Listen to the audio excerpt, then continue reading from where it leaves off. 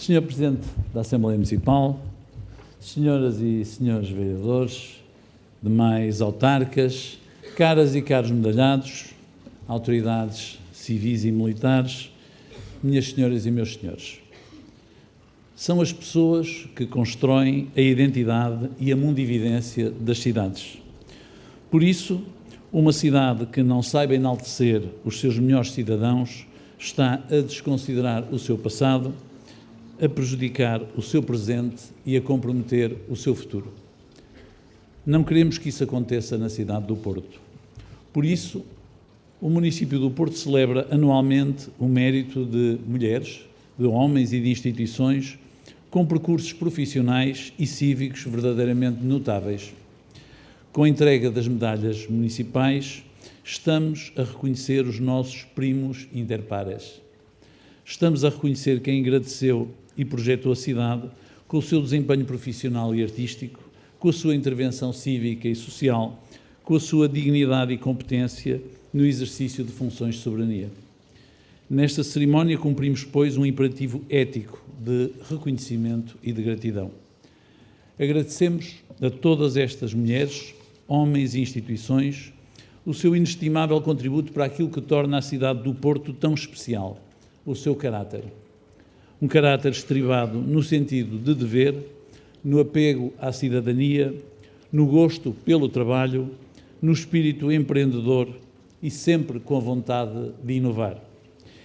É este caráter que faz do portuense o homem português mais livre, mais progressivo, mais responsável e mais capaz que a nossa pátria deu, segundo Miguel Torga.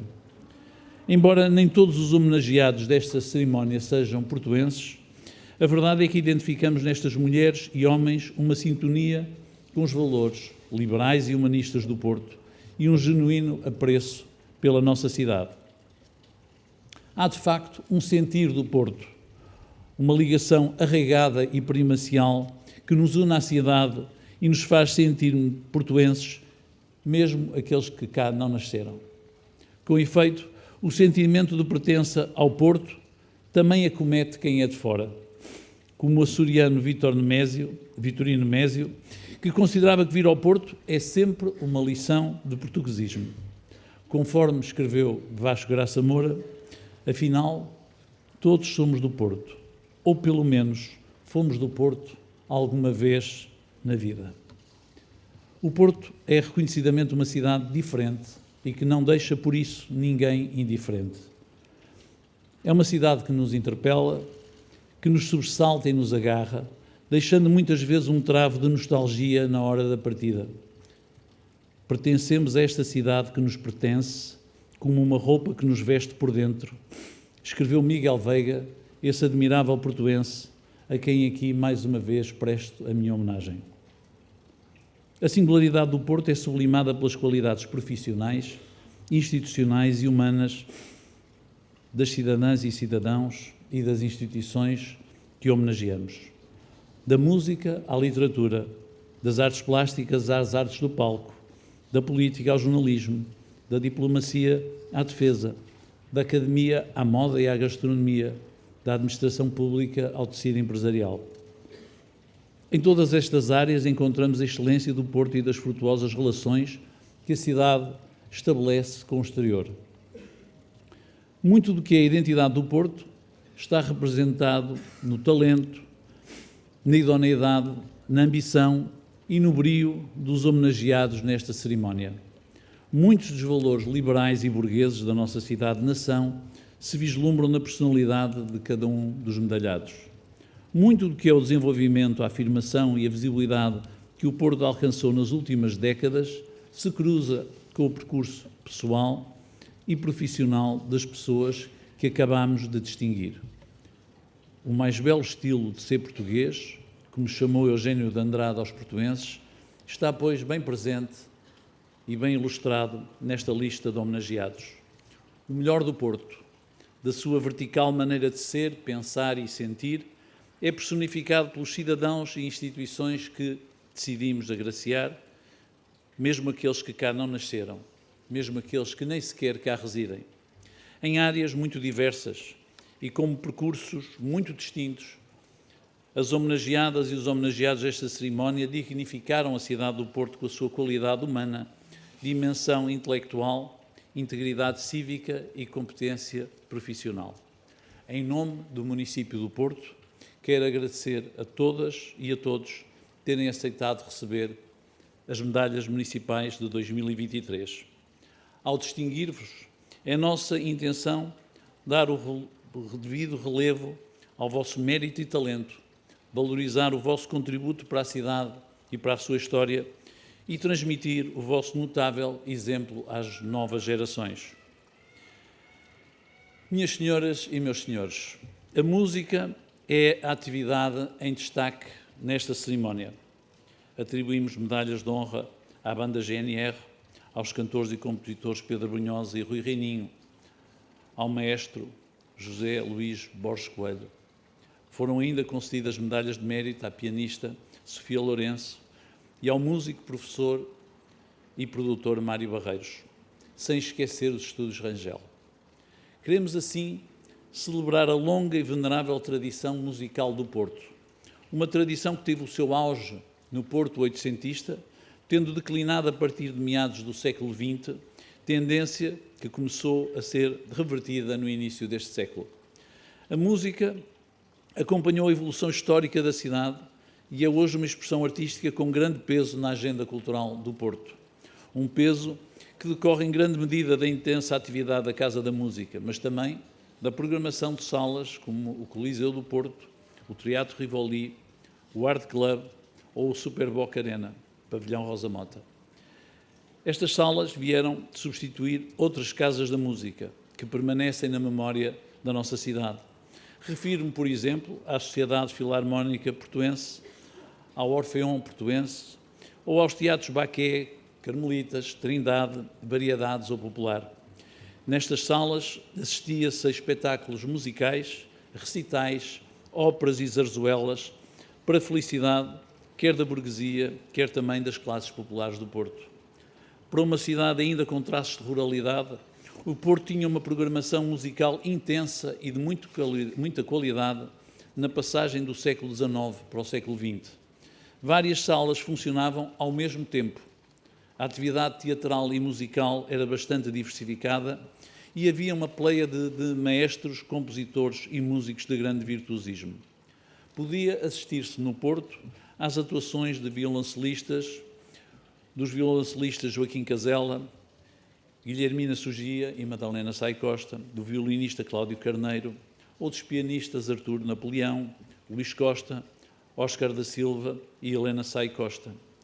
Tudo isto numa altura em que o ensino da música em Portugal estava a ser revolucionado pelo maestro Bernardo Moreira de Sá, que foi fundador do Conservatório de Música do Porto.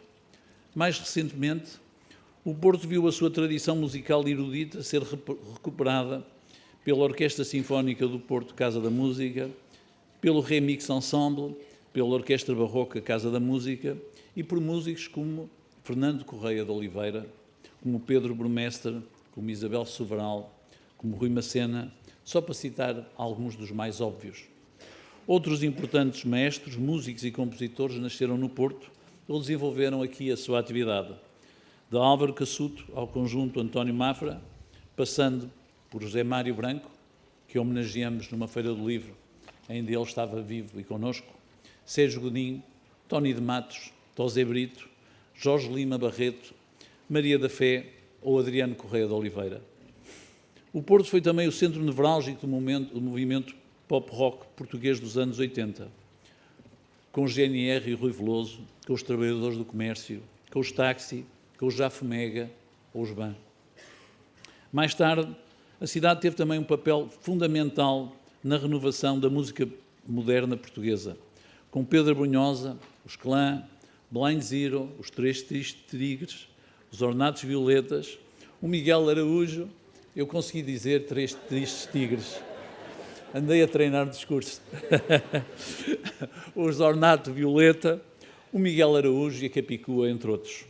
O Porto tem também uma cena de jazz efervescente com festivais e salas dedicadas a este género musical. O dinamismo da Associação Porta Jazz, as excelentes condições da Sala Hot 5 e a qualidade dos ciclos de jazz na Casa da Música, em Serralves, garantem uma oferta de nível superior aos amantes de jazz. Em suma, o Porto tem uma relação especial com a música e a sua tradição musical oitocentista está a ser reavivada nas últimas décadas. Surgem novos músicos, maestros, compositores, há uma maior oferta de géneros musicais, cresceu significativamente e não faltam os concertos, um pouco por todo o lado, festivais e outros eventos a marcar a agenda cultural da cidade.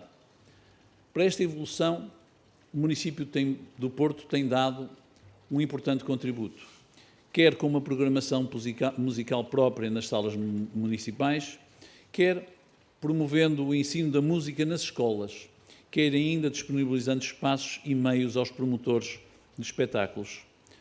Temos perfeita consciência da importância da música para a formação do indivíduo.